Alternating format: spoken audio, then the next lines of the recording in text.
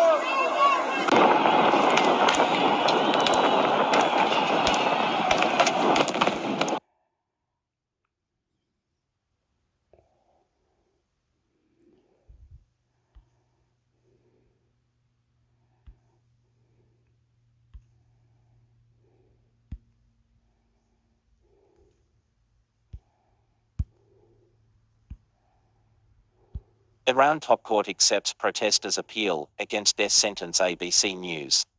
Iran's Supreme Court has accepted a protester's appeal against his death sentence for allegedly damaging public property and sent his case back for review. The judiciary says. Key points: Mr. Mohammadzadeh said he was forced to concede and went on a hunger strike 2 weeks ago. Iran has executed two people involved in the mass protests last week. Iran's Supreme Court accepted the death sentence appeal of rapper Faman Fadi Yafin. The announcement came as a rights group said more clashes had broken out in the west of the country.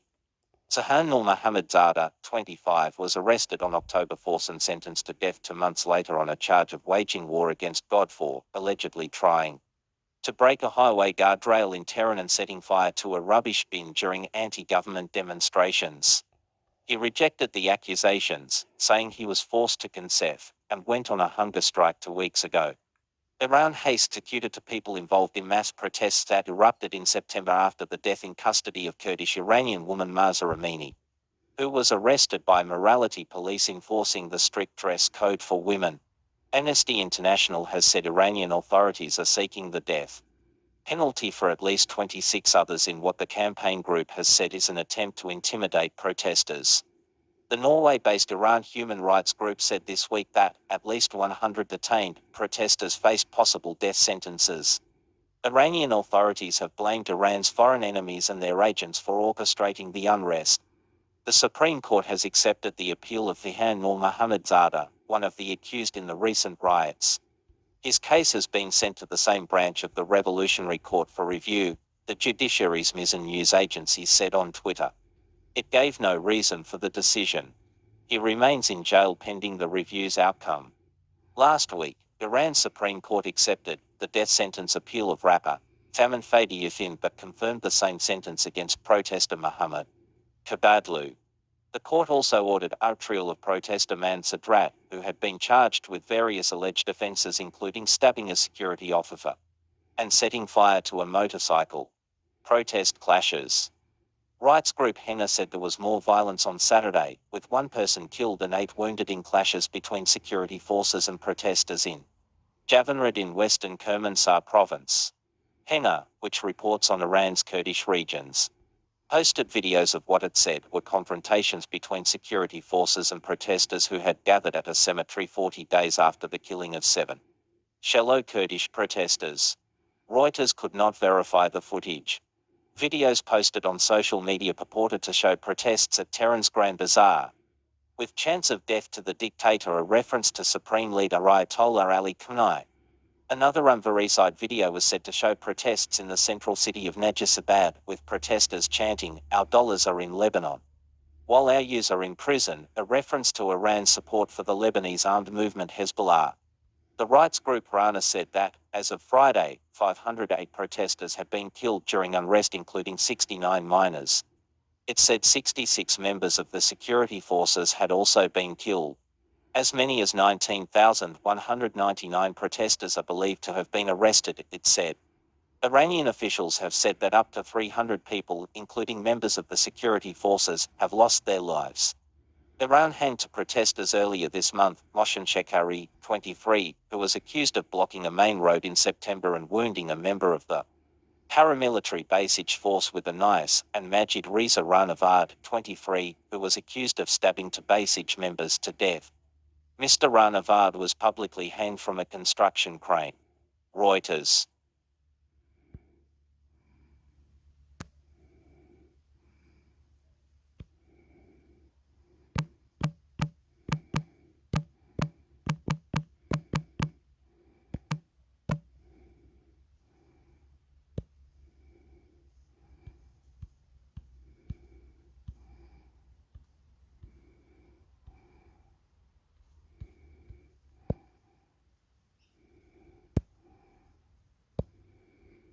Al Jazeera reporter Farin Abu Akleh likely killed by unintentional Israeli gunfire, US State Department says, ABC News. Al Jazeera journalist Farin Abu Akleh was likely killed by gunfire from Israeli positions, but it was probably unintentional, the US State Department has said. Key points: Farin Abu Akleh, a Palestinian American, was killed on May 11 during an Israeli raid in the town of Jenin. Independent investigators could not reach a definitive conclusion about the origin of the bullet that struck her. Palestinian officials maintain she was deliberately targeted. Israel denies this. Abu Akleh, a Palestinian American, was killed on May 11 during an Israeli raid in the town of Jenin in the occupied West Bank under circumstances that remain bitterly disputed. Independent investigators could not reach a definitive conclusion about the origin of the bullet that struck her, the State Department said. Palestinian officials criticized the report and maintained she had been deliberately targeted. Israel denies this.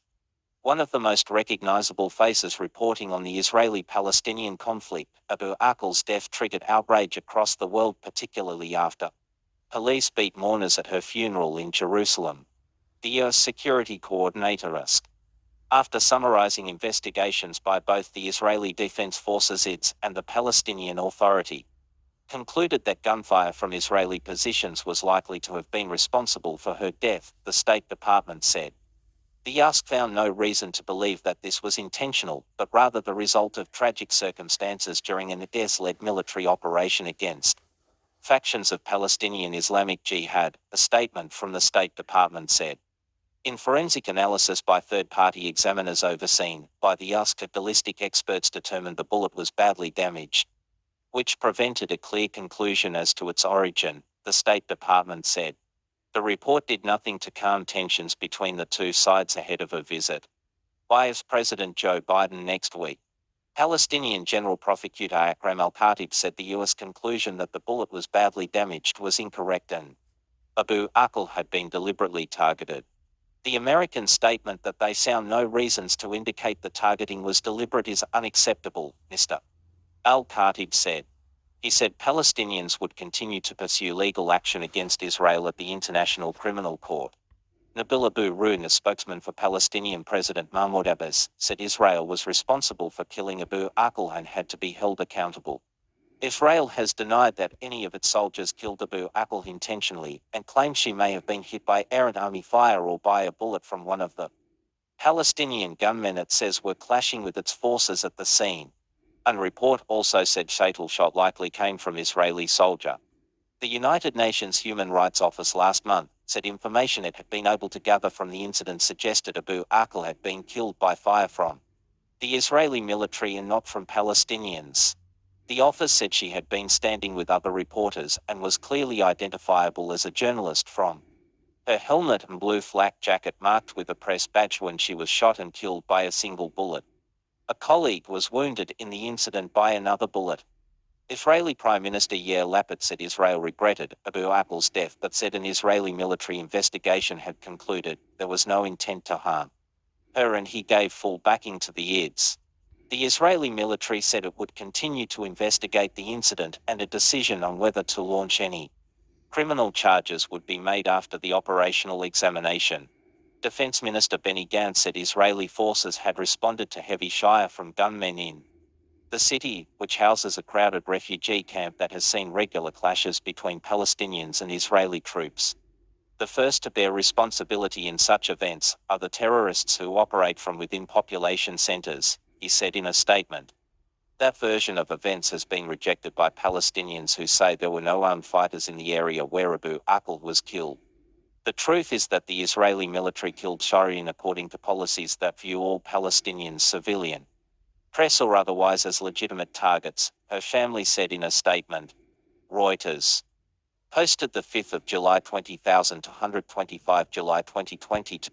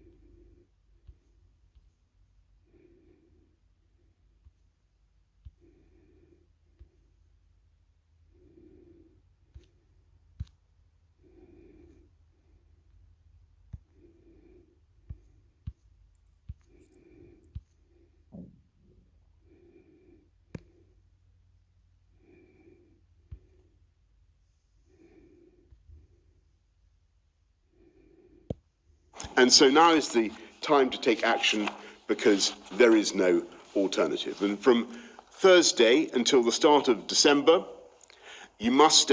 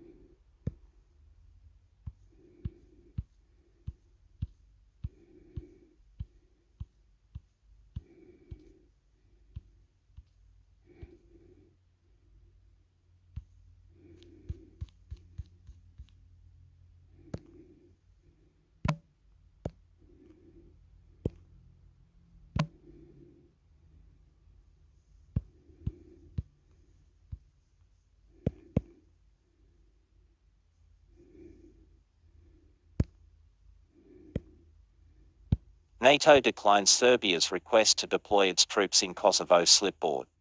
More stories from World Politics. Flipboardican version of the Flipboard logo. It's high time to prepare for Russia's collapse. Sorenpolicy.com. Alexander J. Motul Avatar. Biden meets border officials in El Paso on Thursday.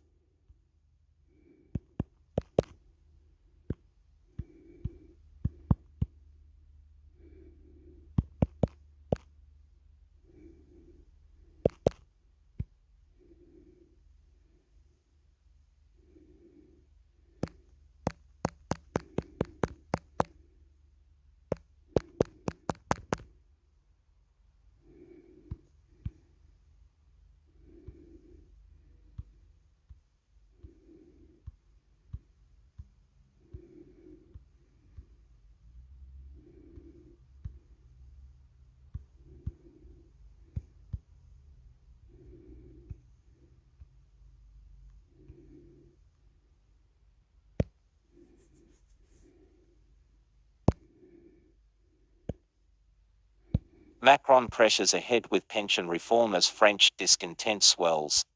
File Choteau, a worker is silhouetted on a scaffolding installed on the facade of the Centre Georges Pompidou Modern Art Museum during a visit following the coronavirus disease COVID-19 outbreak in Paris, France, June 15, 2020. Reuters / Christian Hartmann Reuters / Christian Hartmann / Reuters. By Elizabeth Pinault and Lee Thomas Paris Reuters French, President Emmanuel Macron's government attempts to revive his economic reform drive and score a major political victory this week with the launch of the pension system's overhaul in the face of vehement trade union opposition. Prime Minister Elizabeth Borne is to detail on Tuesday plans to make the French work longer, most likely by raising the retirement age to 64 or 65 from 60 to currently, with one of the lowest retirement ages in the industrialized world. France also spends more than most other countries on pensions at nearly 14% of economic output, according to the Organization for Economic Cooperation and Development. The reform's passage through Parliament will not be easy. Macron lacks a working majority and will need to win over several dozen conservative lawmakers or use his constitutional powers to bypass the Assembly, which would enrage the opposition and further aggravate the public. Political cartoons on world leaders. Pension reform in France, where the right to retire on a full pension at 62 is deeply cherished, is always a highly sensitive issue, and even more so now with social discontent mounting over the surging cost of living. The government says reform is necessary to keep the pension system's finances out of the red in the coming years. But a success could also be a political game changer for Macron after he lost control of Parliament last year. The aim is to balance the accounts without raising taxes or cutting pensions. Various options are on the table, but all include raising the retirement age, government spokesman Olivier Véran told journalists. Strike threat. Macron had to put the pension reform on ice in 2020 as the government rushed to contain the COVID outbreak and save the economy. Now, he can count on tougher union opposition than in 2020.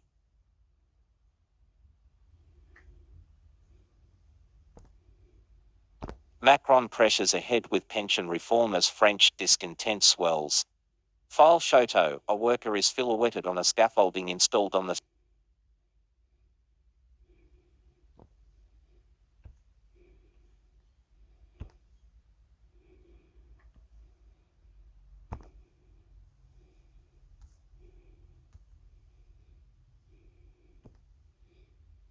Our Non-Conscious Future essay by Yuval Noah Harari Britannica. Home philosophy and religion. Philosophical issues within the next century or two, we humans are likely to upgrade ourselves into gods and change the most basic principles of the evolution of life. Traditional mythologies depicted gods as powerful beings that could design and create life according to their wishes. In the coming 2 centuries, we will probably learn how to engineer and manufacture various life forms according to our wishes.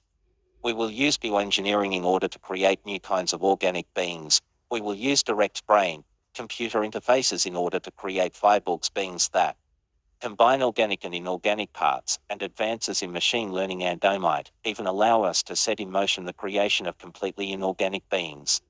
The main products of the future economy will not be food, textiles, and vehicles, but rather bodies, brains, and minds. Ray Kurzweil thinks we'll be 1 billion times more intelligent than we are now within a few decades. That will have consequences. This will be not just the greatest revolution in history, but the greatest revolution in biology since the appearance of life on Earth. For 4 billion years life was governed by the laws of natural selection. During all these eons, whether you were a virus or a dinosaur, you evolved according to the principles of natural selection. In addition, no matter what strange and bizarre shapes life took, it remained confined to the organic realm. Whether a cactus or a whale, you were made of organic compounds, and you remained subject to the laws of organic chemistry. In the next 2 centuries, however, science could be ushering in the era of inorganic life shaped by intelligent design. Not the intelligent design of some god above the clouds, but our intelligent design and the intelligent design of our cloud computing. In the process, Homo sapiens itself will likely disappear. In 200 years, Earth will probably be dominated by entities more different from us than we are different from Neanderthals or chimpanzees. Today we still share with Neanderthals and chimpanzees most of our bodily structures, physical abilities, and mental faculties. Not only are our hands, eyes, and brains distinctly hominid, but so are our lust, our love, our anger, and our social bonds. Within 200 years, the combination of biotechnology and AI might result in bodily, physical, and mental traits that completely break free of the hominid mold. For example, brain-computer interfaces could result in distributed bodies, beings whose organs are spread widely in space. Some believe that consciousness might be severed from any organic structure and could first cyberspace free of traditional, biological and physical constraints. Don't worry about AI, says Garry Kasparov. Authoritarianism is the greatest threat to our future. On the other hand, we might witness the decoupling of intelligence from consciousness. Intelligence is the ability to solve problems. Consciousness is the ability to feel things, such as pain, joy, love, and anger. In mammals, the two go together. Mammals solve problems by feeling things. But computers are very different. So far, the amazing development of computer intelligence has not been accompanied by any development of computer consciousness. There might be several alternative ways leading to superintelligence, only some of which pass through the straits of consciousness. For millions of years, mammalian evolution has been slowly failing along the conscious route. The evolution of inorganic life forms, however, may completely bypass these narrow straits, charting a different and much quicker course to superintelligence. We might end up with a world dominated by superintelligent but completely non-conscious entities. Get a Britannica premium subscription and gain access to exclusive content. Subscribe now. This essay was originally published in 2018 in Encyclopedia Britannica Anniversary Edition, 250 Years of Excellence 1768 to 2018. Yuval Noah Harari.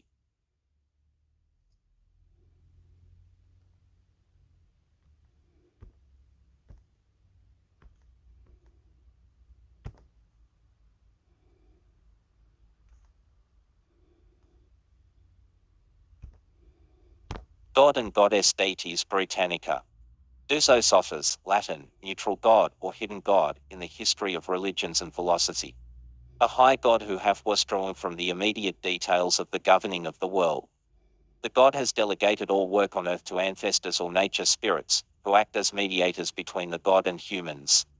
This concept of God occurs widely in Africa, Melanesia, and South America. In Western philosophy, Fides Ososus concept has been attributed to deism. A 17th–18th century Western rationalistic religio-philosophical movement, in its view of a non-intervening creator of the universe. Although this stark interpretation was accepted by very few deists during the period in which they flourished, many of their antagonists attempted to force them into the position of stating that after the original act of creation God virtually withdrew and refrained from interfering in the processes of nature and human affairs.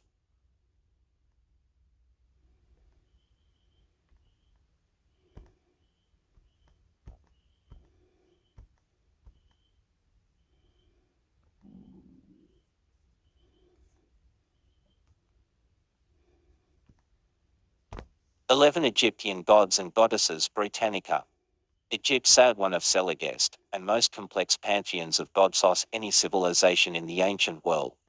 Over the course of Egyptian history, hundreds of gods and goddesses were worshipped. The characteristics of individual gods could be hard to pin down. Most had a principal association, for example, with the sun or the underworld and form. But these could change over time as gods rose and fell in importance and evolved in ways that corresponded to developments in Egyptian society.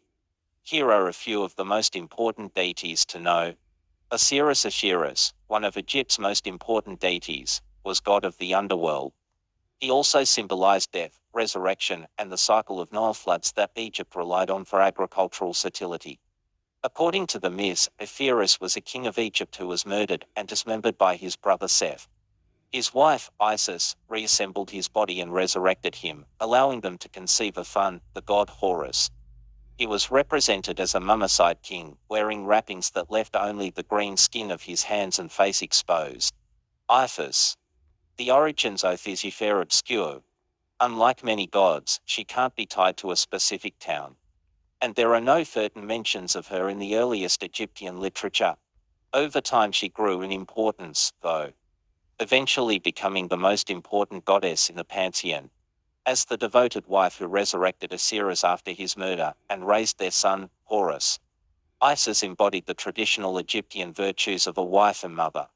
As the wife of the god of the underworld, Isis was also one of the main deities concerned with rites for the dead.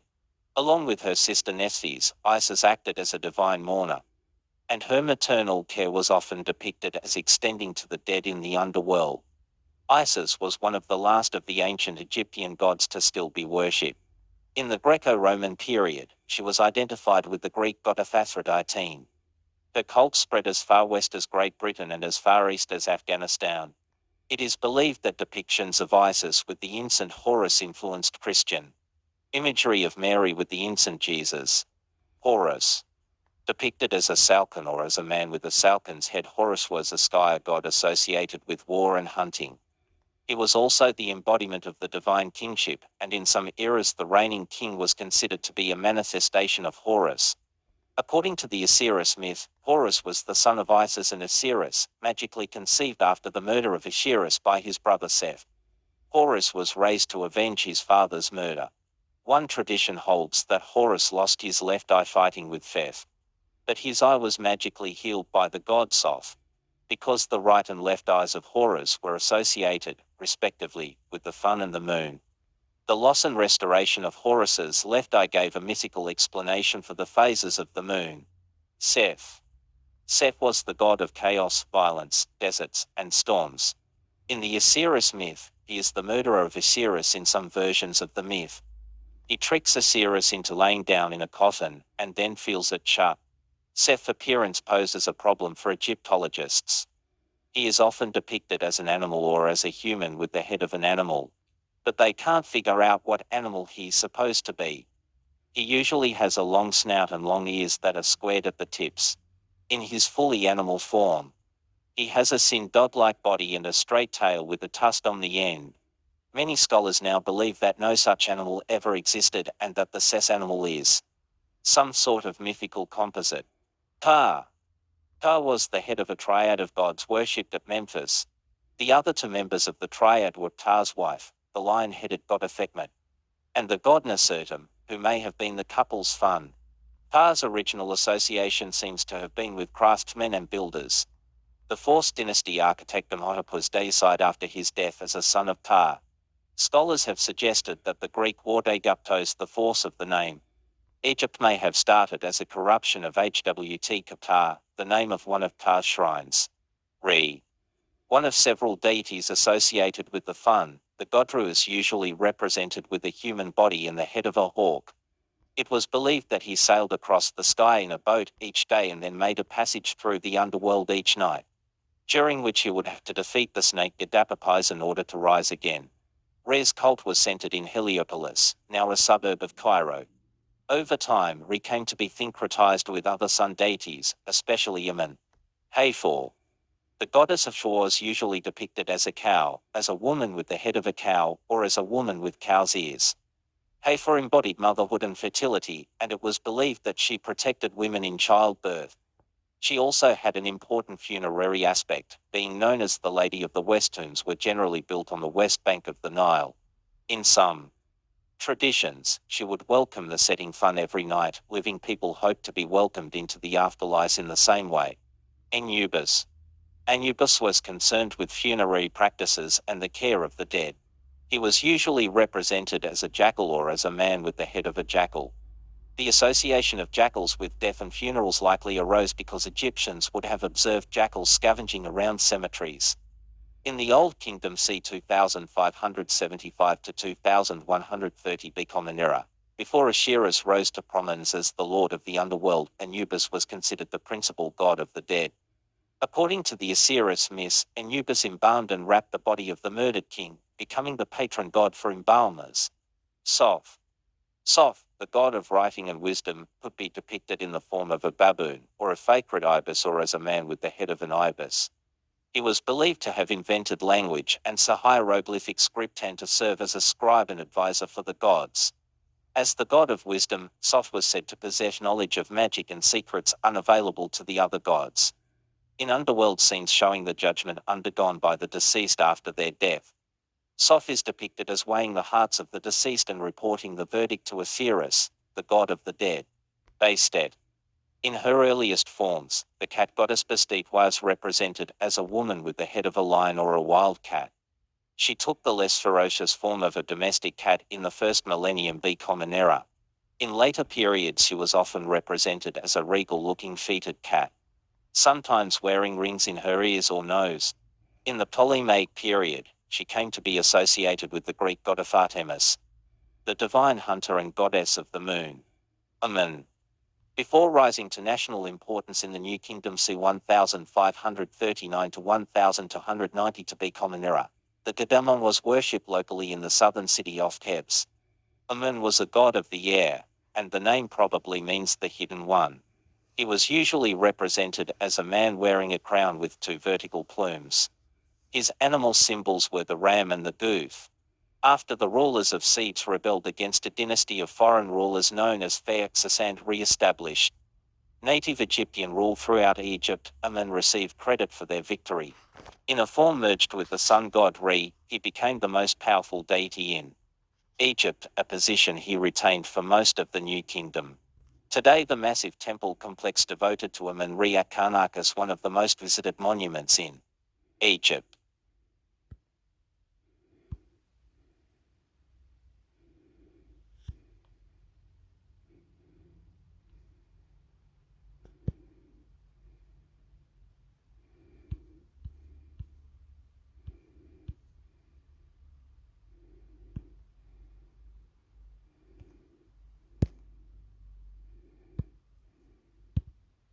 Religion definition, types, beliefs, symbols, examples, importance, and facts Britannica. Charles Sprague Peirce Religion, human beings' relation to that which they regard as holy, sacred, absolute, spiritual, divine, or worthy of a special reverence. It is also commonly regarded as consisting of the way people deal with ultimate concerns about their lives and their shape after death. In many traditions, this relation and these concerns are expressed in terms of one's relationship with or attitude toward gods or spirits. In more humanistic or naturalistic forms of religion, they are expressed in terms of one's relationship with or attitudes toward the broader human community or the natural world. In many religions, texts are deemed to 1.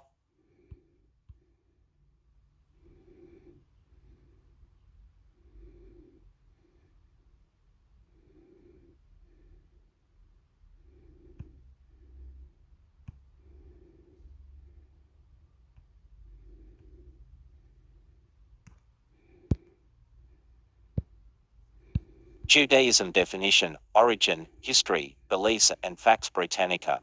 Jerusalem, Western Wall, Temple Mount summary. Read a brief summary of this topic. Judaism, monotheistic religion developed among the ancient Hebrews. Judaism is characterized by a belief in one transcendent God who revealed himself to Abraham, Moses, and the Hebrew prophets, and by a religious life in accordance with scriptures and rabbinic traditions. Judaism is the complex phenomenon of a total way of life for the Jewish people, comprising theology, law, and innumerable cultural traditions. The first section of this article treats the history of Judaism in the broadest and most complete sense. From the early ancestors.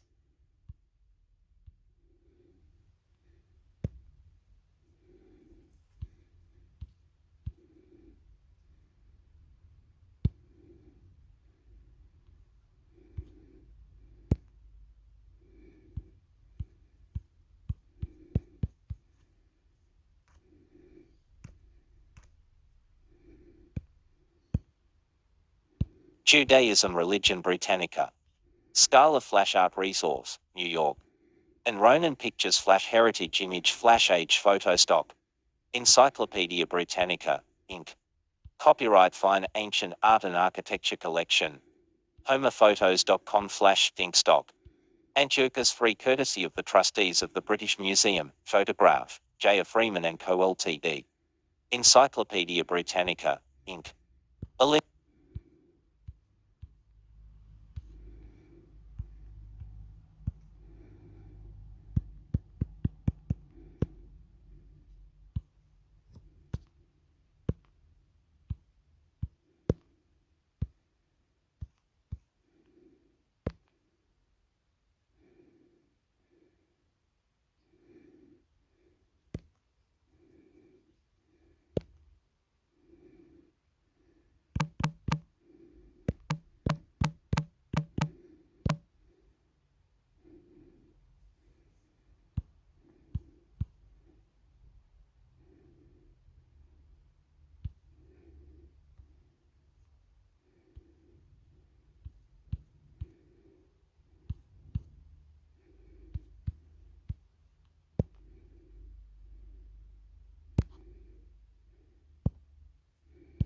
Terragrid definition, history, and facts Britannica.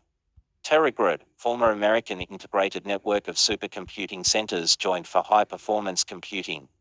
Terragrid, the world's largest and fastest distributed infrastructure for general scientific research, also maintained a network link with DESA, a European supercomputing network that grew to rival the American network in speed and storage capacity.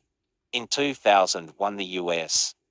National Science Foundation (NFS) awarded $45 million to create the distributed terrestrial facility network linking Argonne National Laboratory, the Center for Advanced Computing Research at the California Institute of Technology, the National Center for Supercomputing Applications (NCEFA) at the University of Illinois, and the San Diego Supercomputer Center (FBS). 100 of 213 words.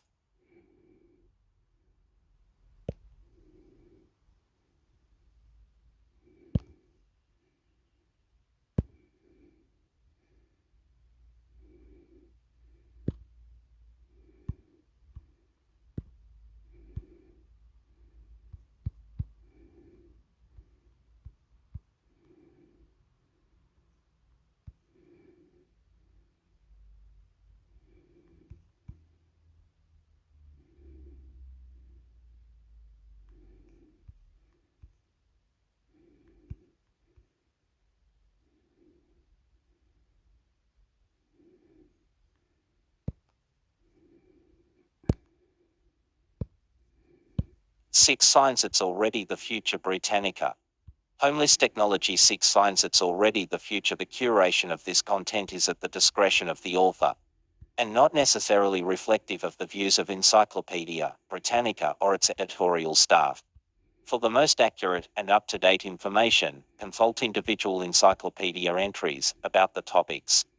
Sometimes when watching a good sci-fi movie or stuck in traffic or failing to brew a perfect cup of coffee, we lament the fact that we don't have futuristic technology now. But future tech may be closer than you think. It's possible some of the things you wish for, like the following, have already been invented and are just waiting for mainstream popularity. Self-driving cars. Internet giant Google has been developing a self-driving car for several years. In 2012 they announced that, in over 300,000 miles of driving by their automated fleet, there had been no accidents at the fault of the computer, that is. Ironically, the few incidents that did occur were at the hands of human test operators of the self-driving cars or of other vehicles. That same year, Nevada became the first state to issue special license plates for driverless vehicles. Laboratory-grown meat. Ethics aside, rearing farm animals is costly in terms of both money and land. Scientists have been exploring ways to grow animal tissue from stem cells in a laboratory without growing the rest of the animal. The process is still costly, but it could provide a path for animal protein consumption in a future troubled by climate change and urbanization. Wearable electronics e-textiles are a developing technology in which wearable fibers and electronics are woven together to create a flexible, wearable device. Labs have been developing wearables that light up using LED lights as well as clothes that respond to outside stimuli, such as lighting conditions. One laboratory has even developed a keyboard apron that can be worn and used with any portable electronic device. Virtual superstars. Lots of pop stars get described as fake, but none are as fake as Hatsune Miku, the Japanese virtual sensation. Miku began as a mascot of a computer music program called Vocaloid, and went on to generate such a fanbase that she became an entity unto herself. Using the program, Sans created hundreds of songs for Miku to sing, and Miku videos proliferated on YouTube. In 2010 she gave her first of several live stage concerts, in holographic form. Private spaceflight. SpaceX, a private aerospace company formed by entrepreneur Elon Musk in 2012, became the first private company to dock a spacecraft with the International Space Station. The company continued its partnership with NASA, winning a contract to develop a successor to the Space Shuttle. Other companies, such as Richard Branson's Virgin Galactic, are pursuing ventures in so-called space tourism. Mind-controlled prosthetics. Even when limbs have been amputated, the brain still behaves as if they are there. Harnessing signals from the brain through electrodes and remaining nerve endings sometimes renovated is needed. Scientists have developed prosthetic limbs that respond to thought. Bionic arms are capable of picking up fragile objects without crushing them and of moving fingers individually. In 2012, a man climbed the stairs of Chicago's Willis Tower using a mind-controlled prosthetic leg.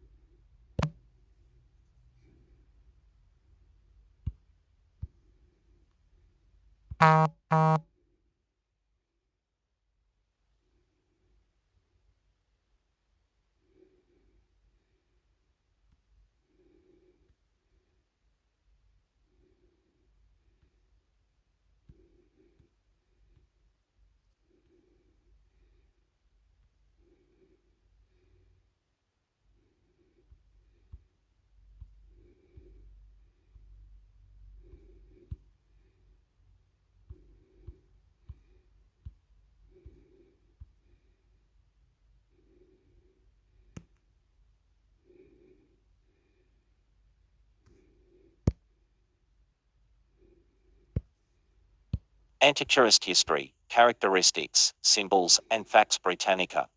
Summary. Read a brief summary of this topic. Antichurist, the polar opposite and ultimate enemy of Christ.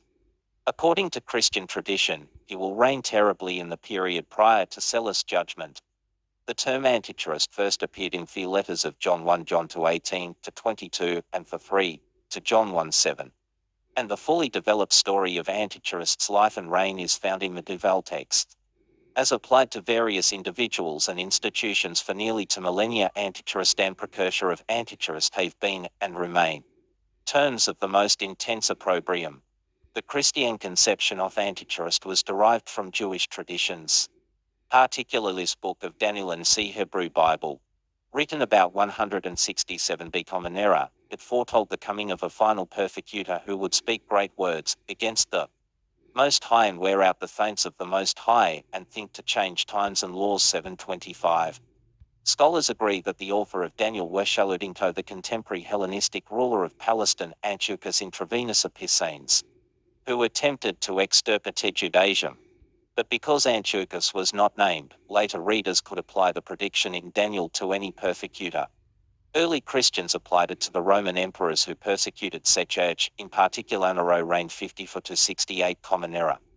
The 4 books of the New Testament that fueled Christian beliefs in Antichurist were the first 2 epistles of John, Revelation to John, and the second letter of Paul to the Thessalonians. The first 3 of these were written near the end of the first centuries, the last was written either by Paul the Apostle shortly after 54 by one of Paul's immediate disciples 20 or 30 years later.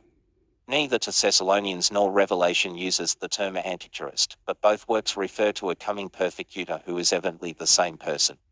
The first epistle of John introduces an important distinction between the Antichurist who will come and the many Antichurists who are already active in the world.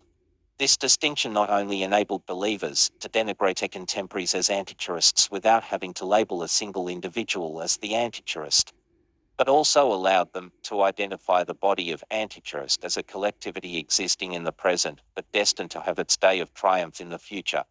Nevertheless, early Christians tended to emphasize the coming of the one great Antichurist. The revelation to John refers to this figure as the beast from the abyss 11:7 and the beast from the sea 13:1. In the most sustained account of his appearance, to Thessalonians 1-12, he is called the man of sin and son of perdition. He will come at a time of a general apostasy, deceive people with signs and wonders, sit in the temple of God, and claim to be God himself. Finally, he will be defeated by Jesus, who will destroy him by the spirit of his mouth and the brightness of his coming to aid. Because even to Thessalonians is sketchy about the details of Antichurist's person and the nature of his reign. A succession of biblical commentators and pseudonymous, apocalyptic writers from the era of the Church, Chavez and the early Middle Age began to provide the missing features. Their work was integrated into a brief treatise in the 10th century c. 954, by a monk from Lorraine Adso of Montier-en-Der, in a letter to Queen Gerberga of France. Adso's letter became the standard medieval reference work on Antichrist. In the 13th century it was partially supplanted by several chapters on Antichrist in Hugh Reiplin's extremely popular handbook Compendium Theologicae Veritatis 1265 Compendium of Theological Truth. Although it was more orderly, Reiplin's account differed from Adso's only in minor details. The medieval view of Antichrist communicated by Adso, Reiplin, and a host of other writers rested on the principle that Antichrist is the parodic opposite of Christ in all things. Antichrist literally means opposed to Christ. Thus, as Christ was born of a virgin by means of conception by the Holy Spirit, so Antichrist will be born of a whore by means of conception by a diabolical spirit. Although opinions differed as to whether Antichrist's father will be a man or a demon, in either case Antichrist will be, as commonly noted in the Middle Ages, full of the devil from the time of his conception. Both Christ and Antichrist are born of the Jews. But Antichrist will be born of the tribe of Dan the viper in the road Genesis 49:17 rather than the tribe of Judah, and in Babylon, not before him. Like Christ, Antichrist will grow up in obscurity and begin his open ministry at age 30, gaining followers by giving signs and performing miracles. The signs and miracles once more are polar opposites of Christ's, because Antichrist's supposed miracles will be only tricks. Get a Britannica premium subscription and gain access to exclusive content. Subscribe now. Antichrist's triumph and reign, never clearly distinguished from the start of his ministry, will last for 3.5 years. Like Christ, Antichrist will come to Jerusalem, but, as the opposite of Christ, he will be enthusiastically hailed and revered by the Jews. During his reign he will rebuild the temple and sit on the throne of Solomon in a sacrilegious and hideous inversion of just priesthood and just kingship. He will convert the rulers of the earth to his cause and persecute Christians dreadfully. All those who resist his wiles will be tortured, and as Jesus prophesied in Matthew 12:21 am, there will be great suffering, such as has not been from the beginning of the world until now. The two great prophets Enoch and Elijah, who never died but were spirited away to the earthly paradise, will arrive to preach against the tyrant and comfort the elect, but Antichrist will flay them. At the end of the allotted 3.5 years, however, Antichrist will be destroyed by the power of Christ, whereupon, after a very brief interval, there will come the last judgment and the end of the world. One important medieval thinker who departed substantially from the received teachings about Antichrist was the 12th century Calabrian monk Joachim of Fiora. Joachim formulated a view of successive past and future persecutions of the Christian Church that inspired him to propose the appearance of a succession of Antichrists, e.g., Nero, Muhammad, and Saladin, before the arrival of the great Antichrist. As for the great Antichrist, according to Joachim, he will not be a Jew from Babylon, but rather the embodiment of the worst evils, arising out of Joachim's own society, preeminently the crimes of heresy and oppression of the Church. Lastly, since Joachim expected the coming of a wondrous millennial era on earth between the death of Antichrist and the Last Judgment, he found himself obliged to foretell the coming of another enemy of God, a final Antichrist. Although Joachim was vague about the nature of this last antagonist of God, he referred to him as Gog, implying that the final Antichrist will be allied with or identical to the enemy forces of Gog and Magog, which will appear to do final battle with the saints after the millennium, and before the Last Judgment. Revelation 27-9. The expectation of the imminent train of Antichrist in the later Middle Ages encouraged the belief among many that his forerunners were already in the ascendant, or, indeed, that Antichrist himself had arrived in the person of a given ruler or pope. Such beliefs were attached in particular to the antipapal Emperor Frederick to reign 1212-50, and to a persecutor of ecclesiastical dissidents, Papa John X reign 1316-34. The tendency to identify a hated contemporary ruler as Antichrist in some cases outlasted the Middle Ages. The Russian Tsar the Great reign 1689-1725, for example, was named Antichrist by his opponents, fueled believers. Even in the 20th century, some commentators identified Benito Mussolini, the Italian fascist dictator, as Antichrist because of his attempt to revive the Roman Empire. Nevertheless, beginning in the 16th century, The fixation on Antichrist as a coming or present, terrible individual gave way to the view of Antichrist as a collective body of evil.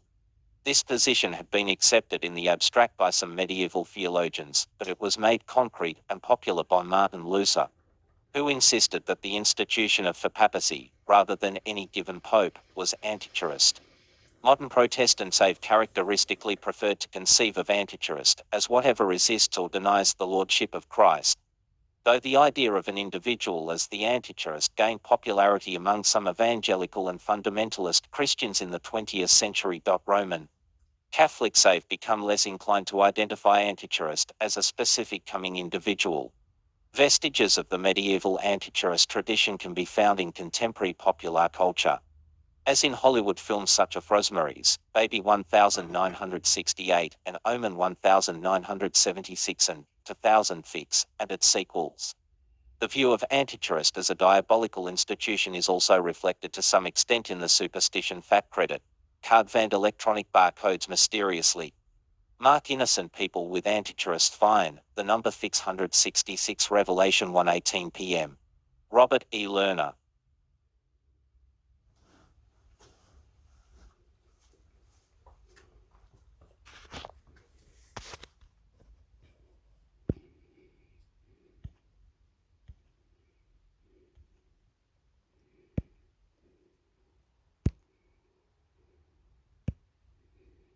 Atheism. Comprehensive definition of atheism Britannica. Reflection on this should lead to a more adequate statement of what atheism is and indeed as well to what an agnostic or religious response to atheism should be.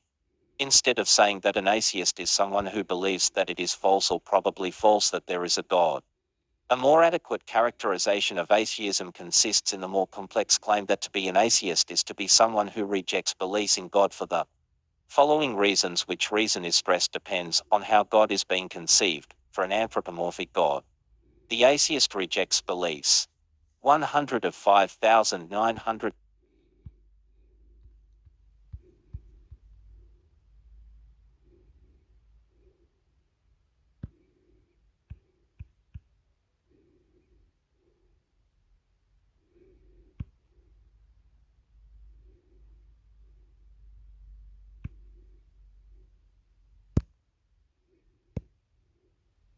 Anatoline religion Britannica.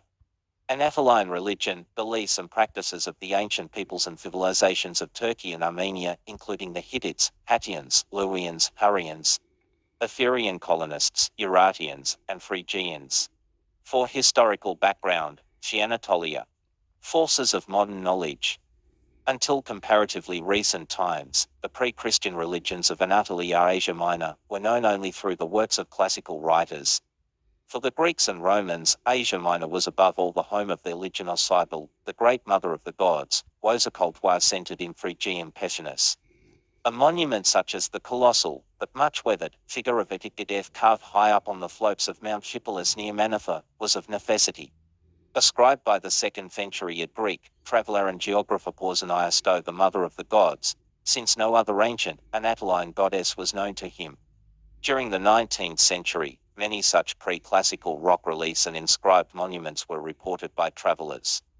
But it was the discovery of the Royal Hittite Archives at Bogaskoy ancient Hadassah in 1907 that made available for the first time a mass indigenous literary evidence for an Anatoline civilization belonging to the 2nd millennium before the arrival of the Phrygians. Because of the discovery of these archives, written on clay tablets, the religion of the Hittites necessarily predominates in any account of the early religions of Asia Minor.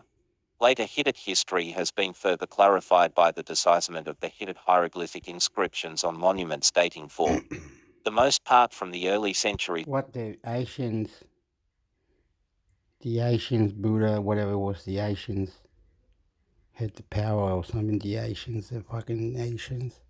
Centuries of the 1st millennium, after the downfall. The religion of Asian was Buddha, a guy that was made humble, became Buddha, man. Downfall of Hadassah. For the same period, the cuneiform inscriptions of the Kingdom of Urartu in the region of Lake Van contain some information. Where is the American government? Where is the American government? Chinese government? German government? England government, different government. Information on the religion of that area, though they are mostly concerned with other matters.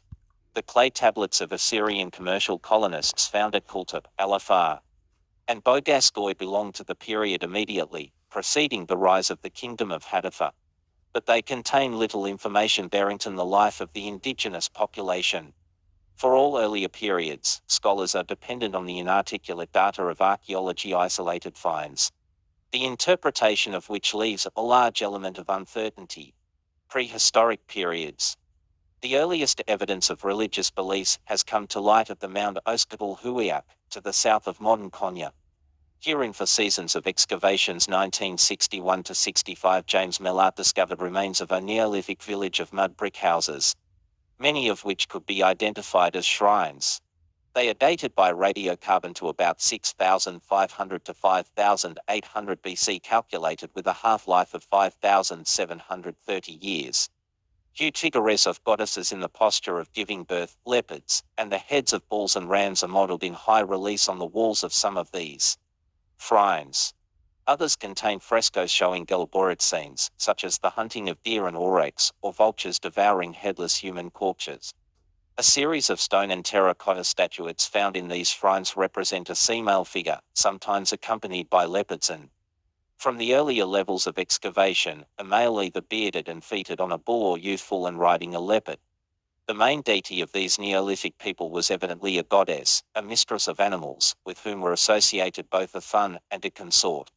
Her character is vividly shown by a shift plaque carved to represent two scenes, a sacred marriage and a mother with child. The dead appear to have been excarnated in a mortuary outside the village by exposure to vultures, as shown in the painting, before being buried under the platforms in the houses. Asavila, near Lake Burdor, a somewhat later culture was unearthed by the same excavator. And here again were found statuettes of goddesses associated with felines, but, as in the later levels at Kartal Huiak, the son or consort is absent. Get a Britannica premium subscription and gain access to exclusive content. Subscribe now. Entirely different and far removed in time and place are the discoveries at Laka Huuk and Horostep in northern Anatolia. Here, dating from the latter half of the 3rd millennium CE 2400 to 2200, were found royal tombs richly furnished with artifaction bronze and precious metals. Beside the heads of skeletons lay female figurines. One such figure found in a grave at Horostep represents a mother, nursing her child. Many of the objects found in these graves must have had ritual significance. At Horostep a bronze fistrum, or rattle, was found. But the outstanding feature of the graves at both sites is the occurrence of bronze standards, which may have been carried on poles. They are open-work objects of circular or occasionally rhomboid form and are adorned with figures of animals, bulls, tadagsi photographs, and, in one instance, felines, birds, flowers, and swastikas and other geometric patterns. Other standards, consisting of simple statuettes of stags or bulls, also occur. The archaeological finds of central Anatolia follow immediately after the period of these royal tombs from the Pontic region. Kultup, near Kaifri, became in the 19th century center of Assyrian trading outposts Karam, but from the mound itself. From a level just prior to the foundation of the Assyrian colonies, have come a series of remarkable statuettes. The majority of these are abstract, disc-shaped above without limbs, many of them have 2, 3, or even 4 heads. And others bear on their chests small, male figures in relief, in one case accompanied by a lion. There can be little doubt that here again is a representation of a divine family, a mother goddess was consort and child or children. From a level of Bogasgoy contemporary with Kultup comes a limestone mold of a mistress of animals, a nude goddess standing on a pair of felines and holding a lost an animal in either hand. Molds for a pair of figures, a bearded god and a goddess. The god carries various weapons or emblems. The goddess in most instances holds a baby, have been found at several sites at a somewhat later level. Though sealed Assyrian to bleed, they're concerned exclusively with commercial matters, the feel impressions that they bear contain a new and elaborate system of religious symbolism iconography that later reached its maturity under the Hittites. Here a whole pantheon of deities, some recognizably Mesopotamian, others native Anatolian, are distinguished by such features as dress, attendant animals, weapons, actions, and attitudes. Among them are several weather gods, all associated with a bull. But distinguished in various ways, the weather is depicted in the form of rain falling above the god. A bull alone, carrying an enigmatic pyramid upon its back, sometimes surmounted by a bird, is a particularly common motif, and probably symbolizes a weather god. Other deities are a war god, holding various weapons, a hunting god holding a bird or hare, a god in a horse-drawn chariot, another in a wagon drawn by boars. A goddess enthroned and surrounded by animals, a nude goddess, and several composite beings. On many fields the deity and especially the bull with the pyramid is found receiving ritual offerings.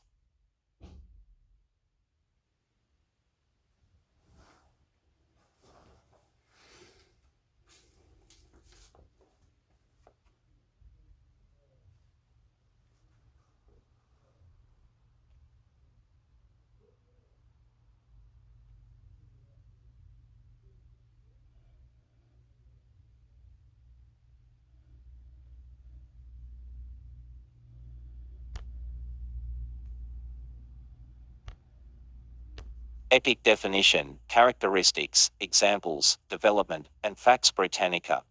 Epic of Gilgamesh summary. Read a brief summary of this topic. Epic, long narrative poem recounting heroic deeds. Although the term has also been loosely used to describe novels, such as Leo Tolstoy's War and Peace, and motion pictures, such as Sergei Eisenstein's Ivan the Terrible. In literary usage, the term encompasses both oral and written compositions. The prime examples of the oral epic are Homer's Iliad and Odyssey. Outstanding examples of the written epic include Virgil's Aeneid and Lucan's Pharsalia. Latin chanson de Roland and medieval French, Ludovico Ariosto Volando Furioso in Torquato, Tacitus Jerusalem Liberat in Italian Canto de Miosidé in Spanish. And John Milton's Paradise Lost. 100 of Fix 1000.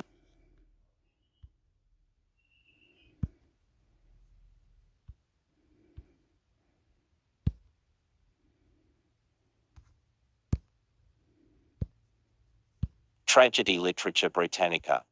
History at your fingertips. Sign up here to see what happened on this day, every day in your inbox. Thank you for subscribing. Be on the lookout.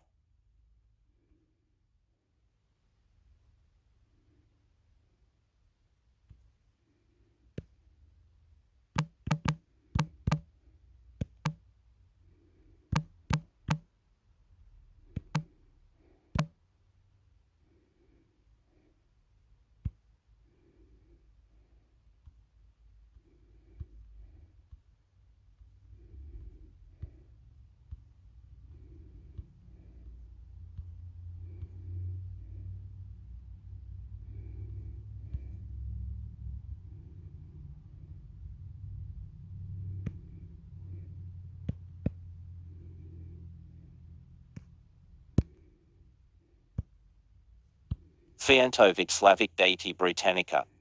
Arkona, West Slavic citadel temple of the gods Vantovic, dating from the 9th-10th century and destroyed in 1168/69 by Christian Danes, when they stormed the island of Rügen in the southwestern Baltic. Faxo Grammaticus, the 12th century Danish historian, wrote that the Arkona was a wooden structure oscum for mate workmanship, around setempl extended a yard, and around this was a wooden sense, splendidly carved and bearing various painted symbols.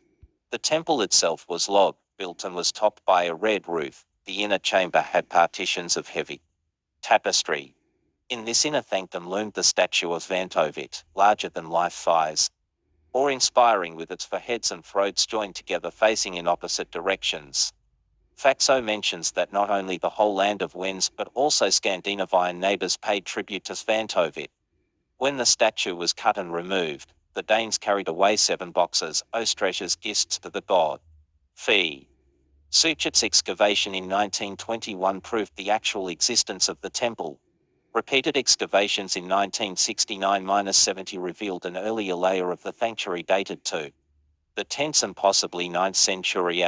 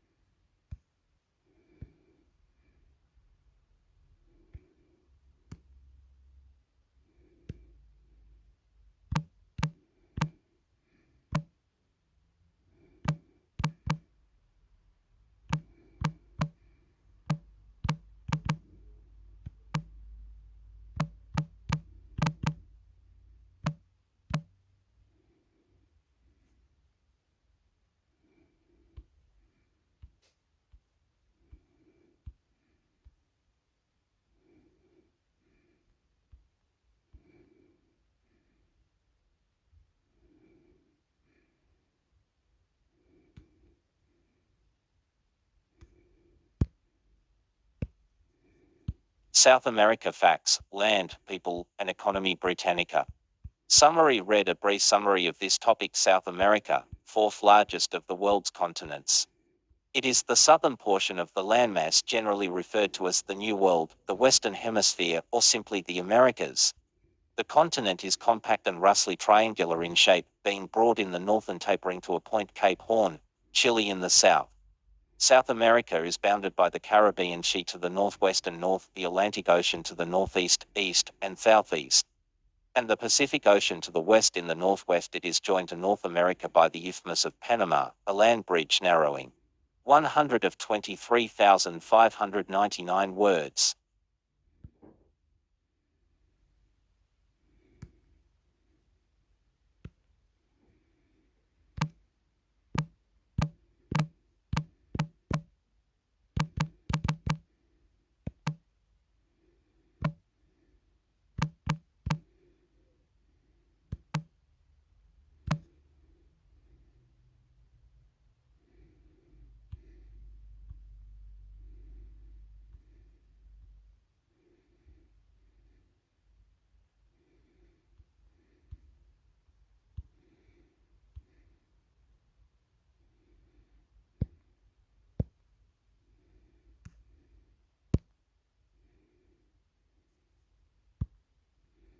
Panama Papers Business Documents Britannica.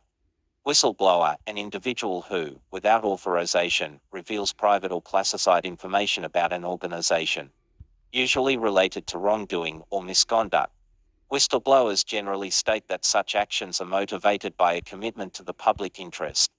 Although the term was first used to refer to public servants who made known governmental mismanagement, waste, or corruption, it now covers the activity of any employee or officer of a public or private organization who alerts a wider group to setbacks to their interests as a result of waste, corruption, fraud, or profit-seeking. The typical background to whistleblowing is an understanding promulgated by organizations that those whom they employ are beneficiaries of an association to which they owe some measure of loyalty. Included in that measure is an expectation that employees will not jeopardize the interests of the organization by revealing certain kinds of information to people outside the organization. Furthermore, if members are unhappy about something the organization does, they will make it known only to the appropriate people within the organization. What has generated the need for a more neutral characterization of those who go outside the organization has been a recognition that internal mechanisms often fail to deal adequately with organization failures, and that because the interests jeopardized by those failures are wider than those of the organization, the public has a right to know. Setbacks to interest usually involve significant wrongdoing by officers of the organization, often amounting to the violation of human or other important rights, particularly of those served by the organization. The threat to a broader public is thought to justify the strategy of going public. Sometimes, however, the wrongdoing affects those within the organization more immediately than those served by it. For example, exploitative and dangerous working conditions that are ignored by management. What counts as going public may depend on an organization's structure. In Polish organizations with their strong horizontal loyalties, a person who reports wrongdoing to a supervisor or to internal affairs may be considered a whistleblower. Justification. Whistleblowing often causes significant disruption within an organization. In one way or another, the organization is likely to lose control of its affairs as it is subjected to external inquiries and constraints. Indeed, it may find itself crippled, and many within it who are little more than innocent bystanders may also suffer.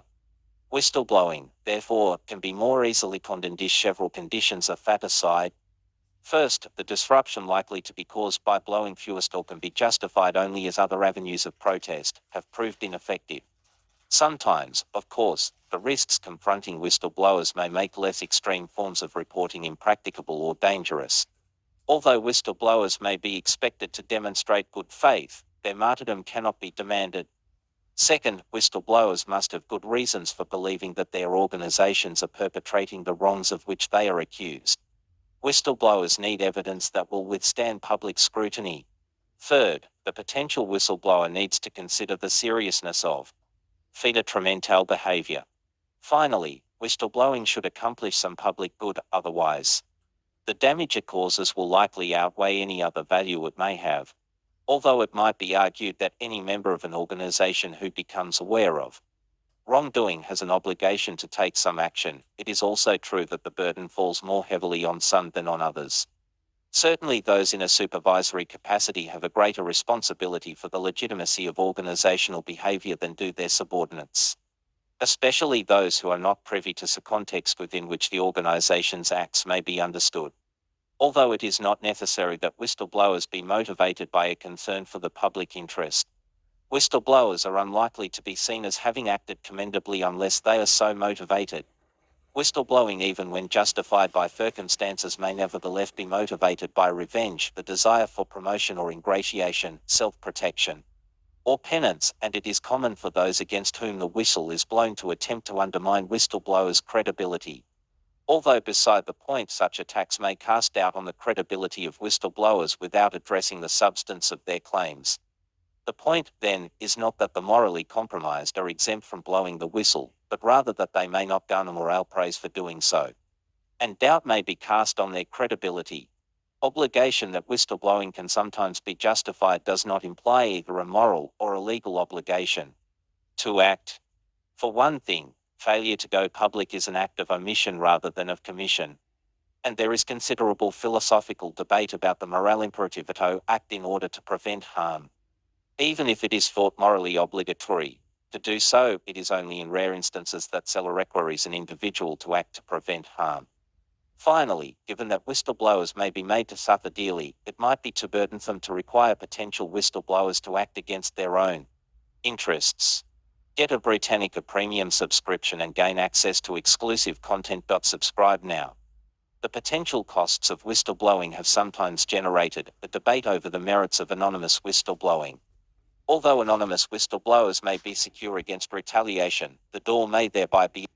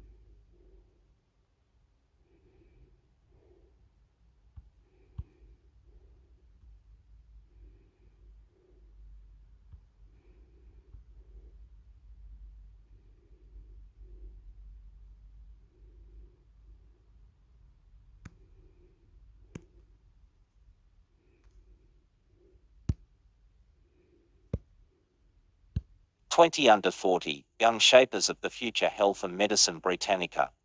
The future is unwritten. It is also right around the corner, and is, as science fiction author William Gibson noted, it is not evenly distributed. More and more young people around the world are reaching toward it to shape it, improve it, and make it more equitable.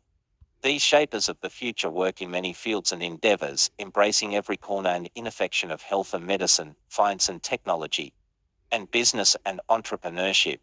They are people of ideas, framing the intellectual questions and concerns that will guide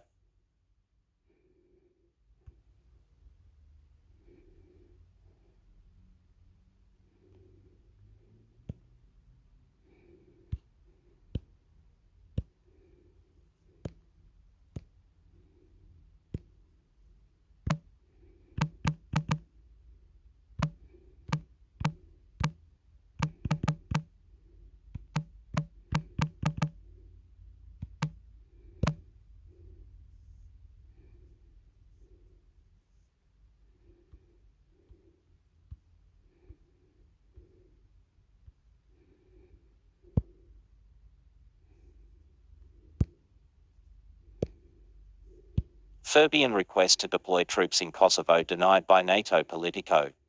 NATO has declined Belgrade's request to deploy 1,000 Serbian security and military personnel to Kosovo amid growing tensions between the two countries. Serbian President election Vučić said. In an interview with Serbian television on Sunday, Vučić said that in a letter turning down the request. NATO's mission in Kosovo KFOR declared they believe that there is no need for the return of the Serbian army to the territory of the Republic of Kosovo. In December, Belgrade requested NATO's authorization to deploy troops in neighboring Kosovo following a string of violent confrontations between Kosovo authorities and Serbs residing in the country's northern region. Kosovo declared independence from Serbia in 2008. A decade after the 1998 to 1999 war, in which NATO bombed Yugoslavia, which included Serbia and Montenegro, amid ethnic violence against Kosovar Albanians. As of 2014, there were about 10,000 Serbs living in Kosovo, many of them opposed to its independence from Serbia. A June 1999 resolution by the UN Security Council allows for Serbian military personnel to be deployed in sensitive areas such as churches and locales with Serb majorities, provided that KFOR approves the deployment.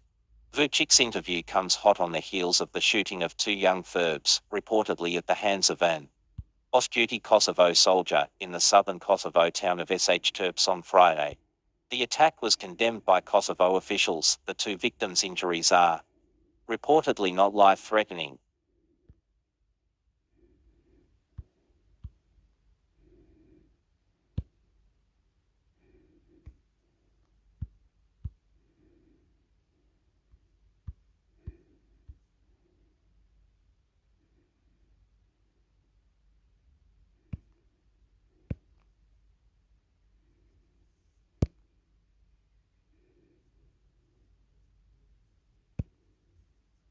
Off-duty Kosovo soldier suspected of wounding to local Serbs. Reuters. Pristina, January 6. Reuters. Kosovo police arrested an off-duty soldier suspected of shooting and wounding 2 young Serbs near the ski resort town of Terps. On Friday, a case likely to further inflame relations between local Serbs and the government in Pristina. Police said both victims, aged 11 and 21, were taken to hospital and their injuries were not life-threatening. Police said the suspect was 33 years old. I was informed that a member of the Kosovo security force was involved in the case that happened in Terps, and security and justice bodies are dealing with the case, Defense Minister Ahmed Mahad said in a statement. Register for free to Reuters and know the full story. I strongly condemn the attack on 2 citizens of Kosovo. Deeply concerned about their injuries, Kosovo Prime Minister Albin Kurti said in a statement. The case is expected to deepen mistrust between majority ethnic Albanians and the Serb ethnic minority that lives in Kosovo. Around 100,000 ethnic Serbs live in Kosovo, half of them in the north.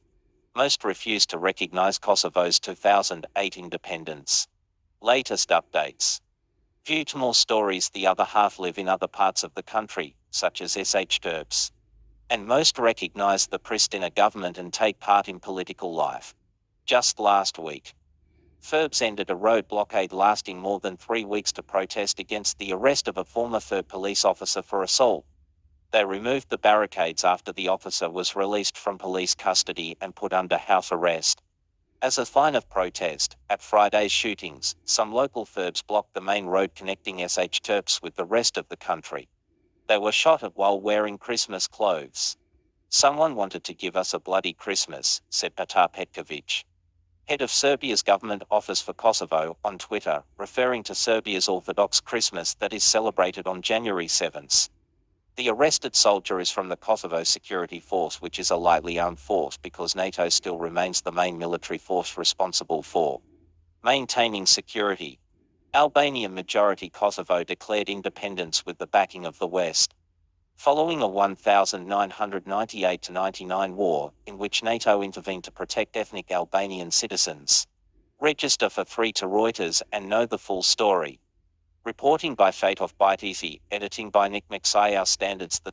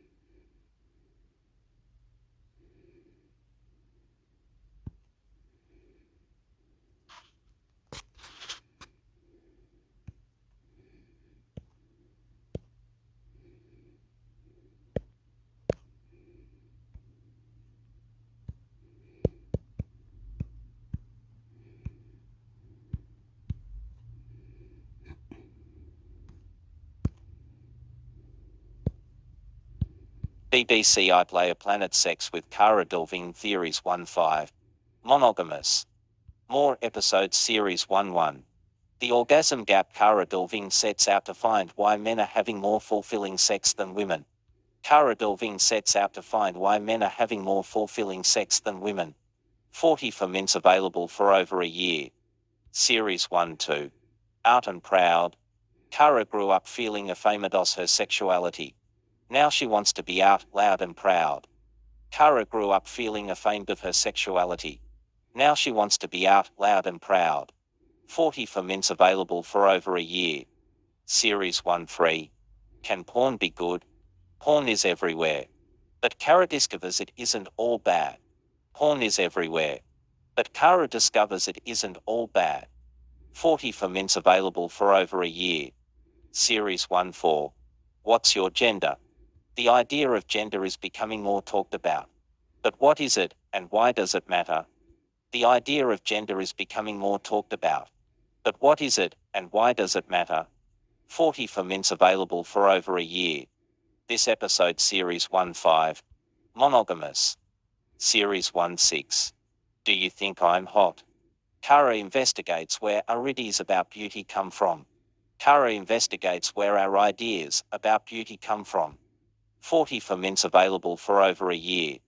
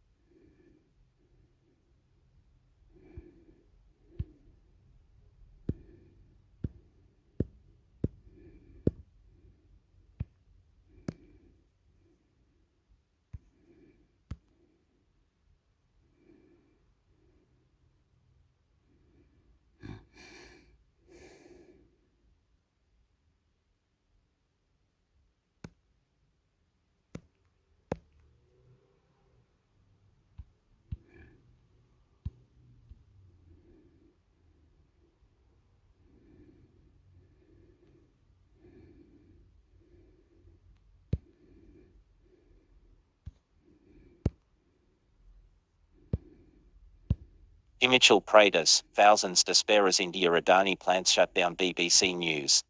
Himachal Pradesh, thousands despair as India Adani plants shut down. The government over there is a little rude, eh? A little not unpleasant. I think in India. Sorry, oops, apologize. Indian government little unpleasant, unwritten story. Indian. Down. I don't know what our fault is. What have we done to deserve this? Says a distraught Kanta Sharma, pointing to a shuttered cement plant in the northern Indian state of Himachal Pradesh. It's one of two plants, the other is located around 48 kilometres 30 miles, by Indalagap that were shut down in December by their owner, Adani Group. leaving thousands of locals without work. See, even listening and replying to it, it's getting me uncontrollable, wild reply, listen and reply. Work. Since her husband died in 2009, MS Farmer has depended entirely on the plant to make a living. She took a loan and dipped into her savings to purchase a truck to transport, ferment and raw material to and from the plant. The little land the family owned was acquired when the plant was built. The Adani Group, owned by billionaire Gautam Adani, the world's third richest man, bought the factories in September, but soon ended up in a dispute with local transport unions over freight charges. The company said operations had become unviable because of the losses it was incurring due to high transportation costs. The standoff has not just affected the 2,000 to 3,000 people who were directly employed by these plants, but also thousands of others. About 10,000 to 15,000 people are indirectly dependent on these plants, including truck operators, drivers, cleaners, workers at roadside eateries and vehicle repair garages, said R.D. Nazim, the state's Industries and Transport Secretary. These are people who became landless and homeless because they gave their lands for these factories. Transport business in the area is dominated by local people, many of whom gave up their fertile farmlands when the plants were being constructed in the 1990s. They charged close to 11 rupees 13 cents, 11 pence, per tonne of ferment per kilometre, but the Adani Group wants this to be reduced to 6 rupees. Transporters say the freight charges are fair because of rising fuel prices. The Adani Group told the BBC that it wants to continue its operations in both locations if it gets the necessary support from transporters. It added that it's unfortunate that local transport unions don't allow other transporters to operate at competitive rates. The firm should be free to engage trucks wherever they are needed to facilitate transportation, thus ensuring a free market approach to best serve our consumers, it said. The firm said that it wishes to continue its operations in both locations if it gets the necessary support from transporters. Locals argue that they should have the first right to operate trucks for these plants since they gave up their fertile land for them. People living in these areas invested their meagre savings into buying trucks so that they could transport material from this plant, says Mahez Kumar, a local resident. With the plant shut, their future hangs in the balance. Land was bought to set up the cement plants in Dalagat in the early 1990s. Cultivable land was acquired for 62,000 rupees per bikha, a local unit of measurement equaling around 0.2 acres, while non-cultivable lands was acquired for 19,000 rupees, says Paras Sakar, a local resident. At that time, locals hoped that the factories would help their children get jobs so that they didn't have to travel far in search of jobs. Mr. Thacker says that, despite over 1,400 acres of land being acquired from 5 villages since 1992, members of only 72 families got jobs at the plants. The Adani Group said that 143 employees from the 2 plants are being relocated to the other plants owned by the firm to protect their jobs. We used to grow all kinds of crops. We used to grow corn, wheat and all kinds of pulses. Today, we regret having given this land for the cement plant, says Premlal Thacker, a local resident. The state government says it is working on a solution to 6 freight rates that are beneficial to the people. But residents don't feel hopeful. First, we lost our lands. Then, the promises of employment were not kept. And when we tried earning through transportation, the plants have been shut down over freight rates. Can it get any worse? Says MS Farmer. This is a question other locals are asking. Read more India stories from the BBC.